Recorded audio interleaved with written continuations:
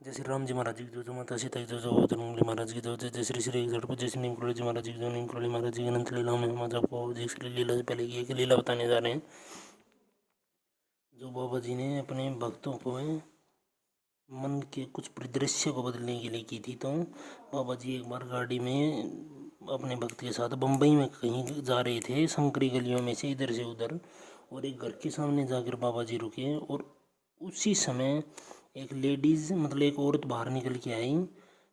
वो बाबा जी को प्रणाम करने लगी, बाबा जी के चरणों में। मगर औरत को चरणों में कभी प्रणाम नहीं करना चाहिए, मगर भगवान को तो करना ही चाहिए। तो बाबा जी महाराज तो भगवान है ना, घर के किसी सदस्यों को या औरों के चरणों में नहीं करना चाहिए, भगवान को तो करना ही चाहिए भाई। तो नीम करोली महाराज जी के आगे उसने प्रणाम किया।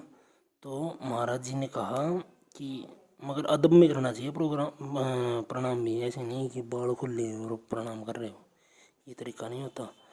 ये तो बाबा जी भी कहते थे कि बाल खुले करके कोई भी औरत आती थी तो बाबा जी कहते थे कि ये तरीका नहीं है माई, सीधा कर देते थे बाबा जी। तो वह औरत बाहर आई, जब गलियों में से गुजर के बाबा जी उसके घर के आगे रुके तो वह औरत अपने घर से बाहर निकली आई और बाबा जी को प्रणाम किया। ठीक उसी समय एक भगत महाराज जी से मतलब सत्य साईं बाबा के चमत्कारों के की लीलाओं के बारे में पूछ रहा था, मतलब कि चमत्कारों के बारे में पूछ रहा था, लीलाओं के बारे में। तो नीम करोली महाराज जी उसका उत्तर नहीं दे रहे थे, मगर बाद में वह औरत श्री कृष्णा की मूर्ति लेकर आई दो, और उसने सिद्धि माँ को दे दी। और बाबा जी ने कहा कि यह सोच रहा है कि चीज़ों को बदल देना चमत्कार है। उससे आगे बाबा जी नहीं बोले। बाद में तो बाबा जी की लीला ही बोल उठी।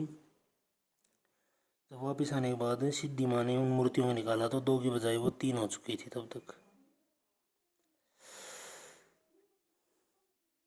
तो जय नीम करोली महाराज, जय श्री सत्य सनातन धर्म।